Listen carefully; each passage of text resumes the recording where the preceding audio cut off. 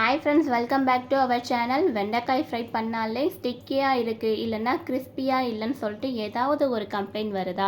இப்படி ஒரு simple trick use பண்ணிங்கன்னா வெண்டைக்காய் ஃப்ரை பார்த்தீங்கன்னா சூப்பர் கிறிஸ்பியாக இருக்கும். அதை விட முக்கியமானது நல்ல டேஸ்டியாகவே இருக்கும். ஸோ வீடியோவை ஸ்கிப் பண்ணாமல் ஃபுல் வீடியோவை பாருங்கள். ஃபஸ்ட்டு நம்ம நல்ல ஃப்ரெஷ்ஷான வெண்டைக்காயை எடுத்துக்கலாம். நல்லா வாஷ் பண்ணிவிட்டு அதில் இருக்கிற தண்ணியெல்லாம் நம்ம ட்ரை பண்ணணும். கம்ப்ளீட்டாக ட்ரை பண்ணாதாங்க அந்த வெண்டைக்காயில் இருக்கிற வளவளப்பு தன்மை இருக்காது. நீங்கள் ஒரு நல்ல காட்டன் துணி இல்லைன்னா டிஷ்யூ வச்சு நல்லா தொடச்சி எடுத்துக்கோங்க.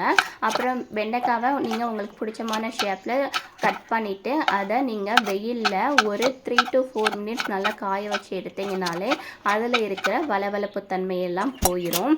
இப்போ ஸ்டவ் ஆன் பண்ணி ஒரு கடாய் வச்சுக்கோங்க. இதில் நான் 3 ஸ்பூன் அளவுக்கு எண்ணெய் சேர்த்துருக்கேன். எண்ணெய் லைட்டாக ஹீட் ஆனதும் நீங்கள் அடுப்பை மீடியம் டு ஹை ஃப்ளேமில் வச்சுக்கோங்க. ஹை ஃப்ளேமும் இல்லாமல் மீடியம் ஃப்ளேமும் இல்லாமல் ரெண்டுக்கும் நடுவில் வச்சு இந்த மாதிரி ஃப்ரை பண்ணி எடுத்தீங்கன்னா அதில் இருக்கிற வளவளப்பு தன்மை குறையும். ஒரு 3 to 4 மினிட்ஸ் நல்லா குக் பண்ணுங்கள்.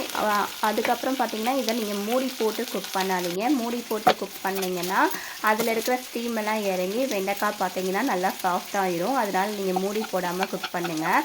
அது குக் பண்ணுற டைமில் நான் இன்றைக்கி ஒரு மீடியம் சைஸ் பெரிய வெங்காயம் எடுத்து அதை நம்ம கட் பண்ணி எடுத்துக்கலாம்.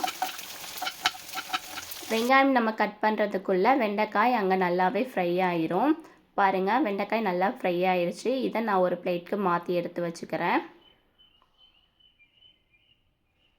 இந்த வெண்டைக்காய் ஃப்ரை பார்த்தீங்கன்னா நீங்கள் சப்பாத்தி, ரைஸ், சாம்பார் சாதம் எதுக்கு வேணாலும் ட்ரை பண்ணி பாருங்கள். டேஸ்ட்டு சூப்பராக இருக்கும்.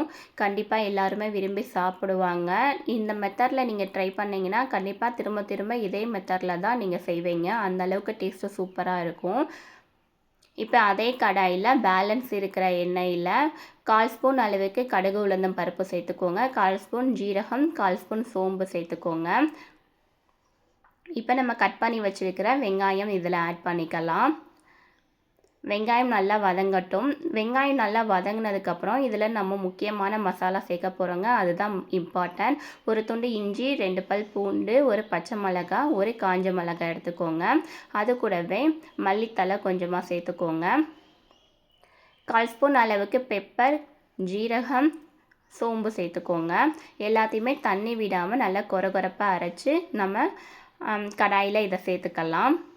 இது கூடவே 1/4 ஸ்பூன் அளவுக்கு மஞ்சள் தூள், 1/2 ஸ்பூன் அளவுக்கு ரெட் சில்லி பவுடர் சேர்த்துக்கோங்க. டேஸ்ட்டுக்காக உப்பு ஆட் பண்ணிக்கலாம். எல்லாத்தையும் சேர்த்து ஒன்ஸ் நல்லா மிக்ஸ் பண்ணி விடுங்க. ஒரு 2 மினிட்ஸ் நல்லா மிக்ஸ் பண்ணிவிட்டு நம்ம ஃப்ரை பண்ணி வச்சுருக்கிற வெண்டைக்காய் இதில் ஆட் பண்ணிடலாம். இப்போ நீங்கள் ஸ்டவ்வை மீடியம் ஃப்ளேமில் வச்சுருங்க. இந்த மசாலா எல்லாமே வெண்டைக்காயில் கோட் ஆகிற அளவுக்கு நீங்கள் ஸ்லோவாக மிக்ஸ் பண்ணி விடுங்க. இந்த மசாலா தாங்க இதுக்கு ஹைலைட்டே. டேஸ்ட்டு சூப்பராக இருக்கும். அவ்வளோதாங்க. ஒரு 3 மினிட்ஸ் நல்லா குக் பண்ணிட்டு நீங்கள் ஸ்டவ்வை ஆஃப் பண்ணிடலாம். இப்போ சூப்பர் டேஸ்டியான வெண்டைக்காய் ஃப்ரை ரெடி ஆயிடுச்சு.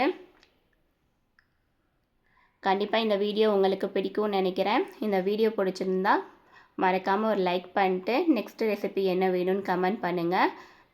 அப்படியே நம்ம சேனலுக்கு சப்ஸ்கிரைப் பண்ணிவிட்டு பக்கத்தில் இருக்கிற பெல் ஐக்கான் கிளிக் பண்ணிடுங்க. தேங்க்ஸ் ஃபார் வாட்சிங்.